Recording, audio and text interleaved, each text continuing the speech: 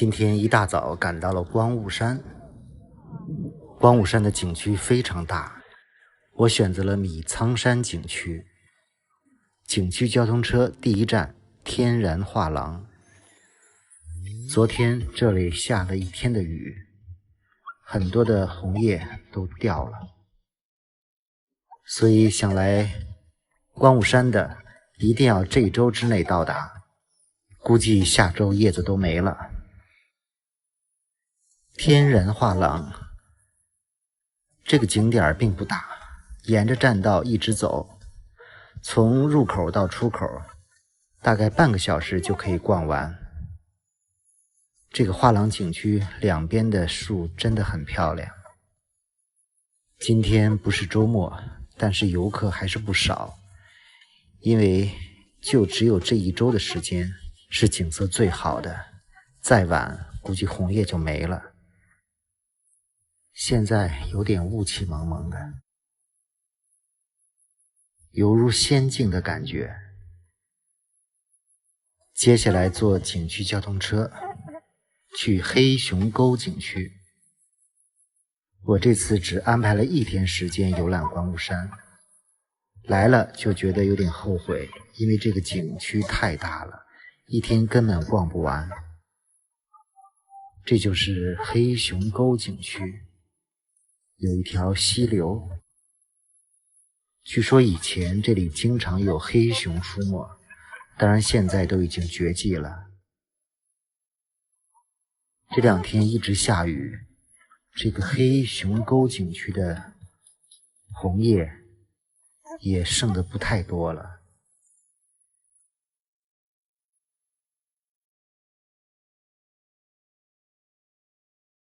这条栈道大概要走将近2个小时，慢慢的。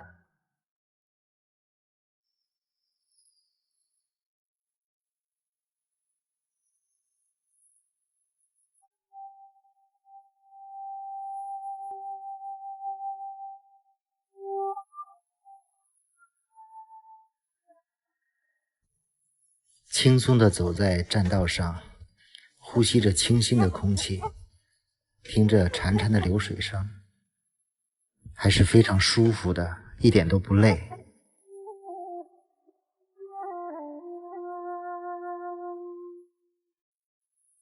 唯一可惜的就是黑熊沟的树叶掉得太多了。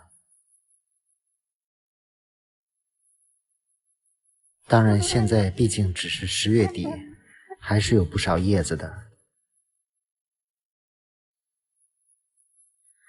如果仅拿这个黑熊沟的红叶景区来比较的话，在全国范围内并不是非常突出的，起码本溪的那个公园比这个要美。但光雾山面积太大了，它不仅仅只有这个黑熊沟。光雾山被称为国内红叶第一山，一定是有它的道理。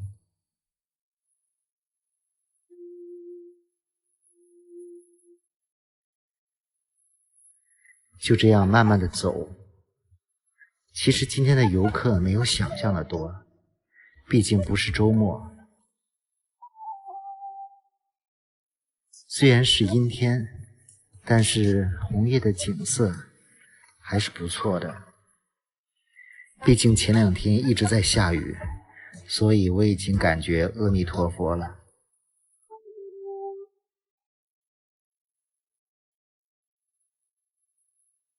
感觉这里并不只是红叶，应该称为彩林。据说有40多种不同颜色的树木，所以整个彩林的感觉还是非常好的。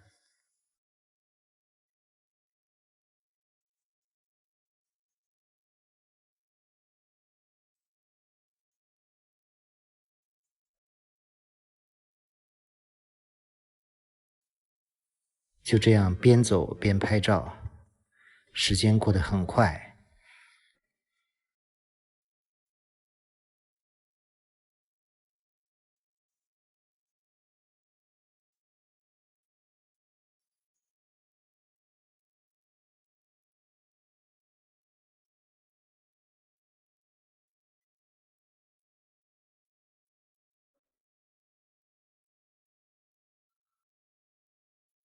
多么美的山水画面！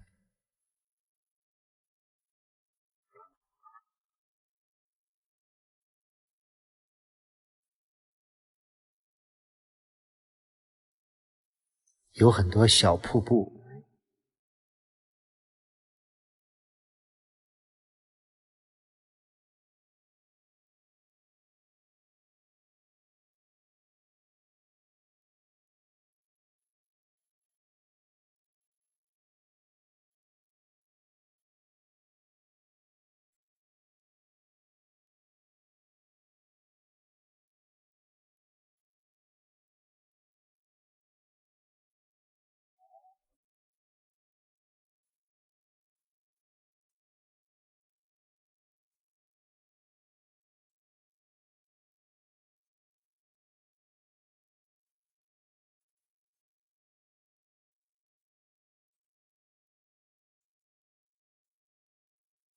这里海拔大概也有2000米吧。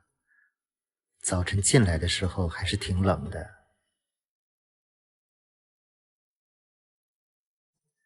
我这次来光雾山做的功课不够，也没有搞懂光雾山和米仓山的关系。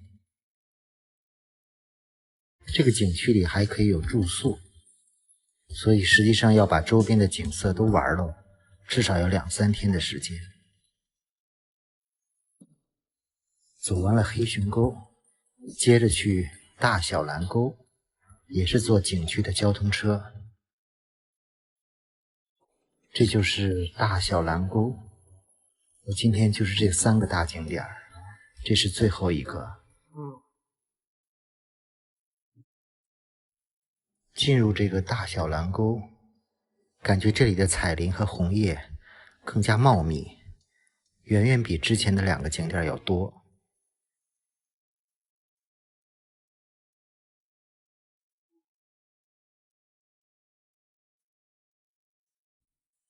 红叶的比例也比较高，整个树林郁郁葱葱的。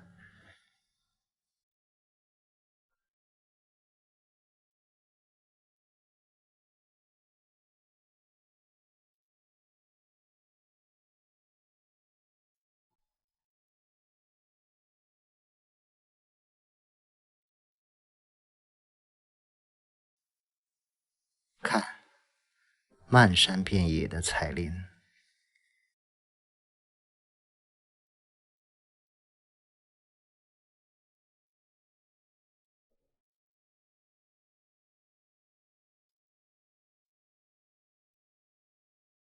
所以如果这2天有到光雾山的，时间又紧的，首选的景点应该是这个大小蓝沟。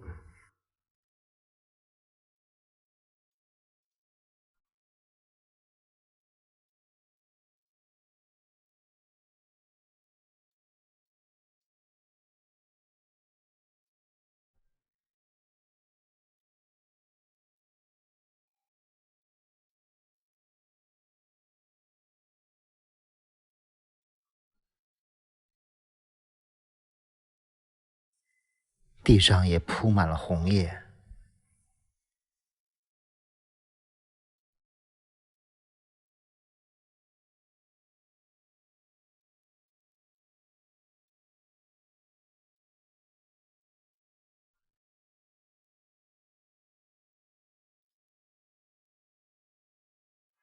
这次多谢很多网友给我推荐这个光雾山，否则今年就会错过这个光雾山的秋色。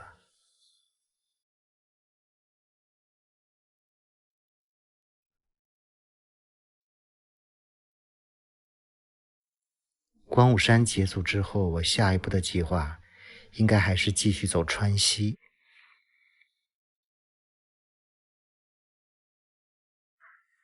感觉每次景区在下午的时候，人都变得越来越少，景色也就变得越来越美了。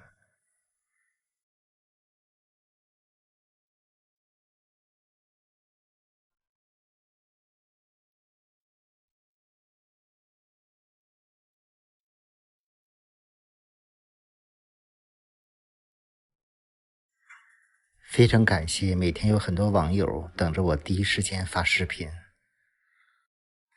虽然我们隔着手机和电脑，但是俨然我和你们已经成为了朋友。谢谢关注行走世界的北京老刘，每天不见不散。我和你本应该各自好，各自坏。这里是辽宁本溪的关门山国家森林公园。在结束了广西巴马之旅后，我又飞到了辽宁沈阳，准备在辽宁的本溪开始一场赏枫之旅。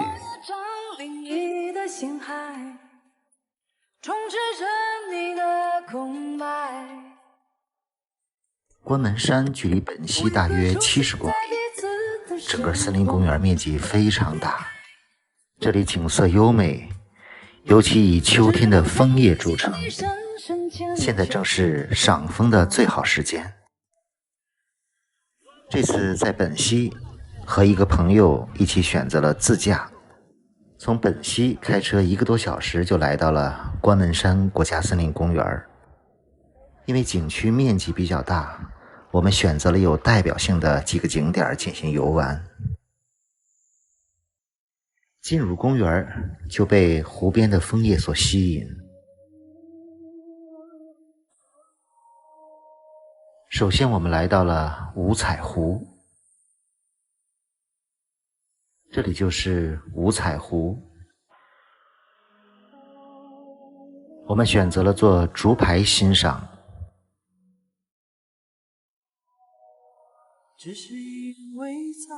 水中出现了我的佛光。在这里，每到万山红遍的秋天，湖边山上的树林色彩斑斓，倒影在湖水中就形成了五彩缤纷的颜色，所以这个湖就叫做五彩湖。想你时你在天边，想你时你在眼前，想你时你在脑海，想你时你在心田。五彩湖是关门山秋季的一个特色景点，这里既可以在湖上乘竹筏，也可以从岸边欣赏，感觉这里还是非常美的。关门山景区从入口到终点大概将近有10公里，所以可以坐景交车在不同的景点下车，也可以在不同的路段选择徒步欣赏美景。看着路边的瀑布和红叶，多漂亮！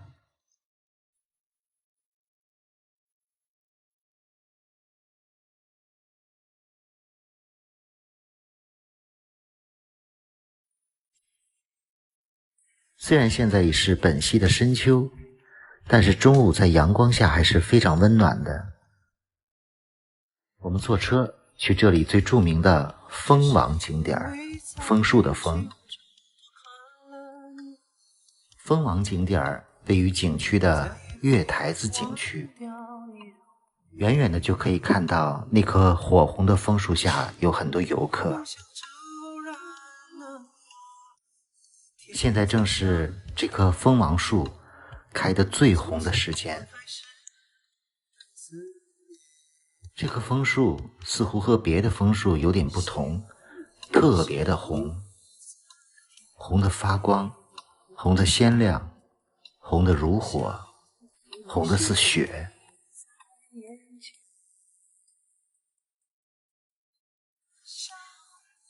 感觉这一片枫叶染红了整个山脉。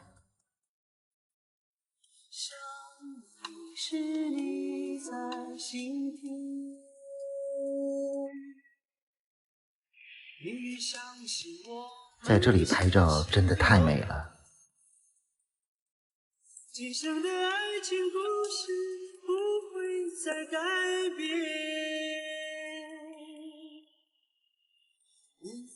看看树下的人们，等你发现我一直在你身旁，从未走远。宁愿相信我们前世有缘，今生的爱情故事。现在走到了蜂王桥头的另一边，这里的枫叶形态婀娜多姿，我一直在你身旁，从未走远。很多人都对这里的美景表示赞叹。从蜂王所在的地方继续往前，行人就越来越少了。用这辆车作为道具拍照，车身上的倒影非常美。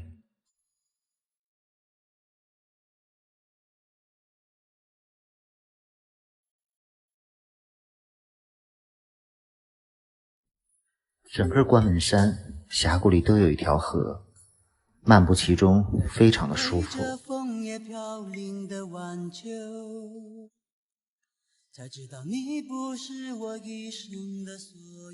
这里除了有火红的枫叶，还有很多金黄的树叶。是坚强的笑容，多少往事飘洒在风中。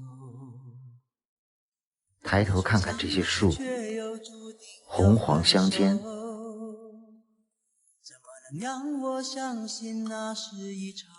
枫叶在溪流瀑布的映衬下特别动人。我抬头望天空，想起你说爱我到永久。沿着河边的栈道走一走，想要再次握住你的手，几乎手机随手拍下的每一幅画面都是非常的美。也只是在梦中。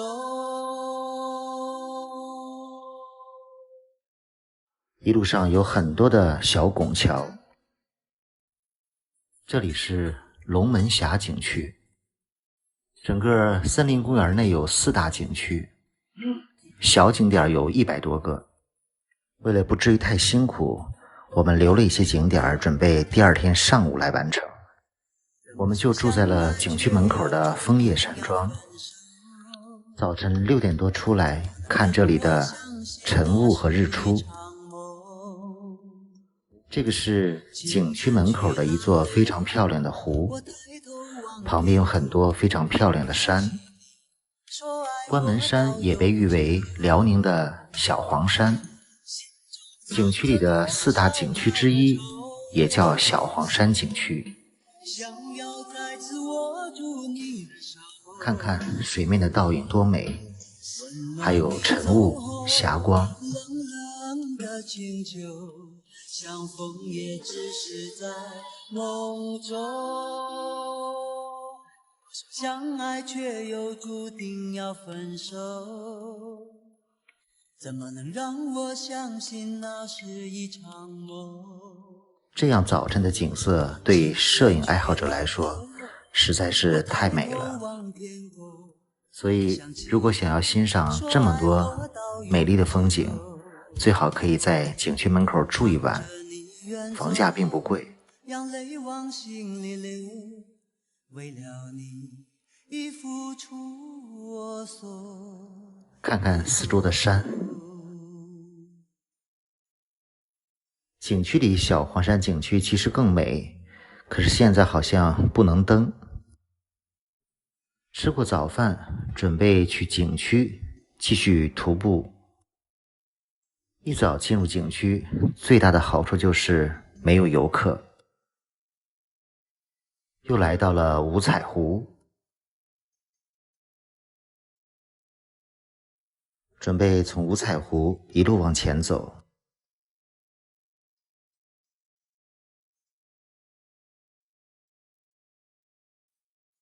早晨的空气非常好。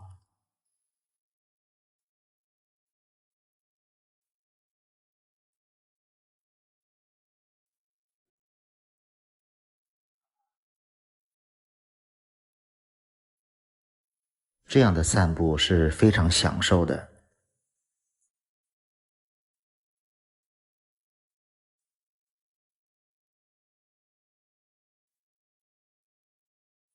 本溪是中国的枫叶之都，10月初这里的枫叶就红了，真的是赏秋的好地方。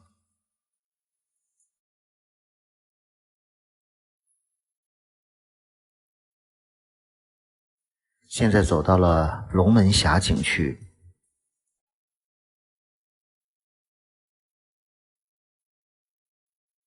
很喜欢这里桥下的小瀑布。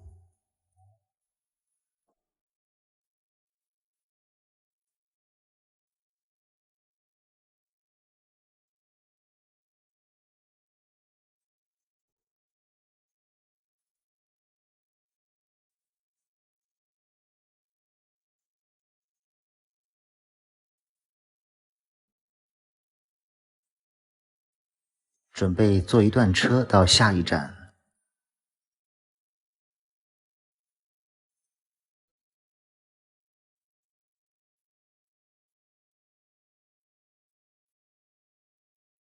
又来到了蜂王树下，河对面火红的枫树就是蜂王。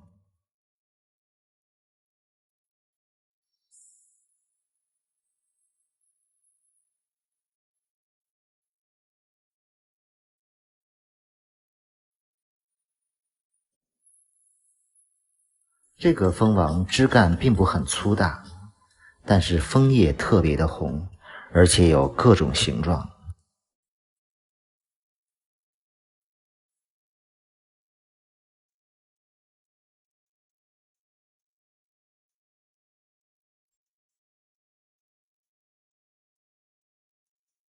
我个人感觉上午来关门峡光线更漂亮一些，下午到了3点半以后，峡谷里的光线就会暗下来。这是景区里的一条枫叶小路。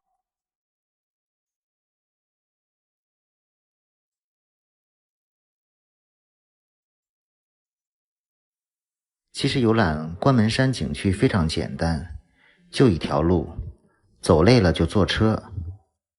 这里的景区车交通并不贵。这些金黄的树叶飘落的时候很美。很多人认为关门山是本溪最大最美的一个赏枫地。如果想来这里，要抓紧时间了。最后从空中欣赏一下这里的关门山森林公园。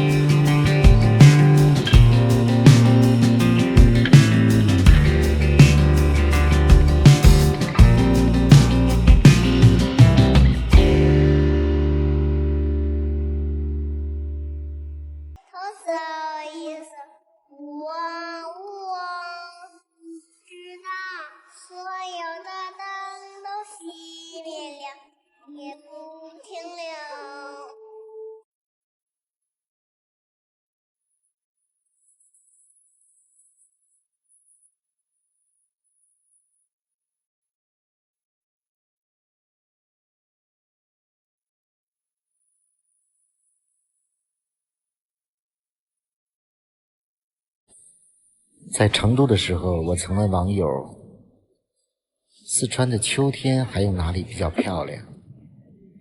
最多人给我推荐的是观雾山看红叶。于是我在网上查了一下，确实观雾山的红叶比较漂亮，连中央电视台都做了直播。于是我决定先到观雾山看红叶。去观雾山，成都并没有直达的客运车，于是打算慢慢的过去，还可以看一看路上还有什么其他风景。看到有一个线路推荐九黄山，说那里的景色也不错，也有红叶观赏，于是我就先到了九黄山。现在这就是九黄山的缆车。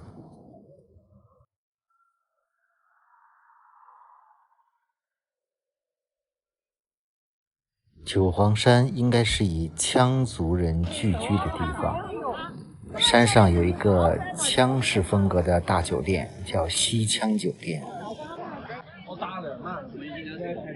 打算在这里住一晚，顺便在九黄山玩一下。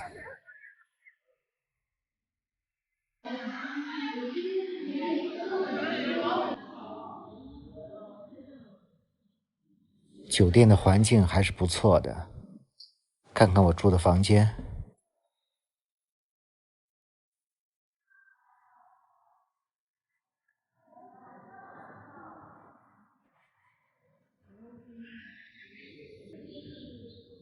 把行李放下后，就开始上山了。登上九黄山要坐2趟缆车，刚才是第1趟，这是第2趟。山上最高的海拔大概2000出头。山顶有一个云中农场，据说是个网红打卡地。去云中农场要走一段，再坐一段景区交通车。感觉这个九黄山的景区知名度应该不是很高，游客非常的少。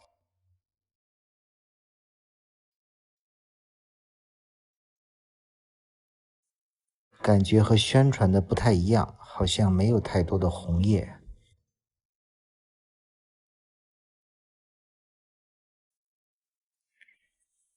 这是山上的最高点，有一个碉楼。感觉今天的天气非常不好，像是有雾霾，雾蒙蒙的。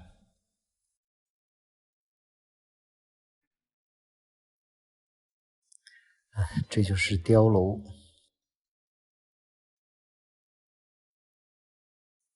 这个碉楼上去还挺陡的，这是个天梯，非常陡。可能是刚看了九寨和黄龙的风景，到这里真的一点感觉都没有。感觉这是我从5月在国内旅行以来风景最差的一个景点了吧。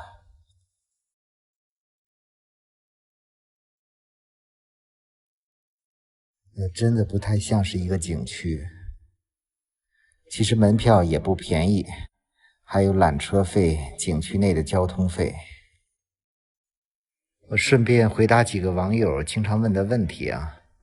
第一个问我用什么拍照，我自己只有1部手机，所以都是用手机来拍摄的，用的是苹果，还有一个自拍杆，可以当3脚架用。另外新买了一个手持云台，走路拍照比较稳，但是很少用。这几个月有几个视频是用无人机拍的，但是都是搭伴的同伙帮着拍的。还有很多人问我是不是一个人旅行。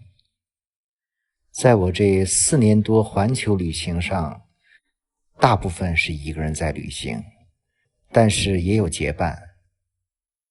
从今年5月份开始的国内旅行，也是一个人计划，但是路上经常搭班，因为好几次都是自驾的，一个人是非常不划算的。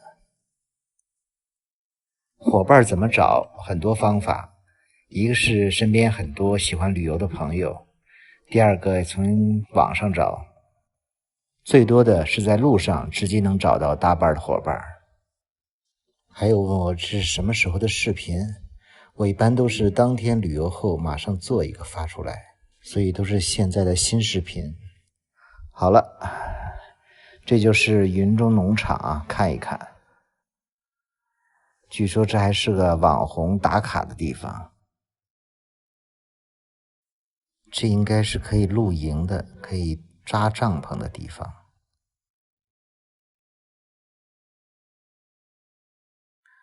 看看远处的山峰，确实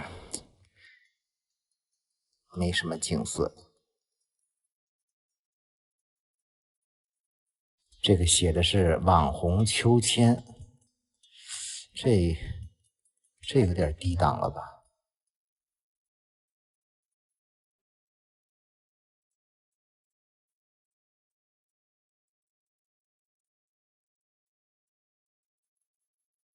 是山顶上搭的一些给喜欢拍照的人弄的网红拍照景点儿，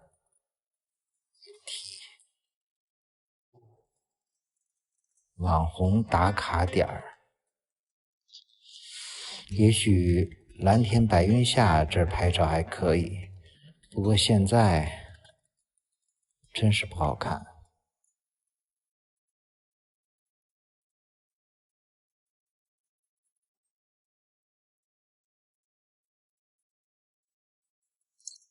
九黄山云中农场，准备下山。下山的这一段路走一走，感觉还挺好的。终于看到一点红叶了。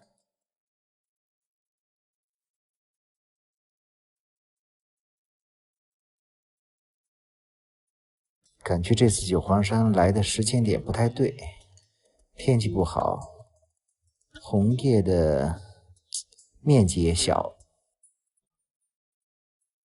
坐缆车下山。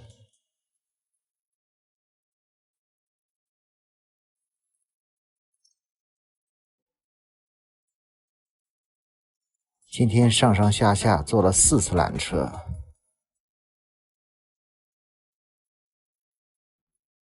酒店门口的广场上，这是烤全羊。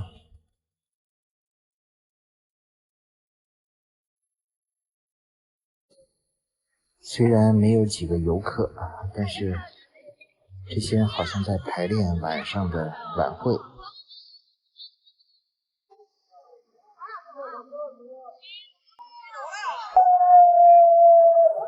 晚饭后有表演。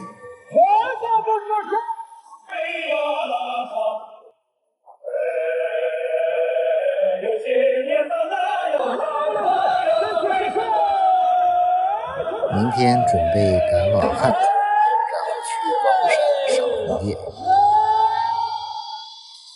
希望能看到光山非常漂亮的红叶。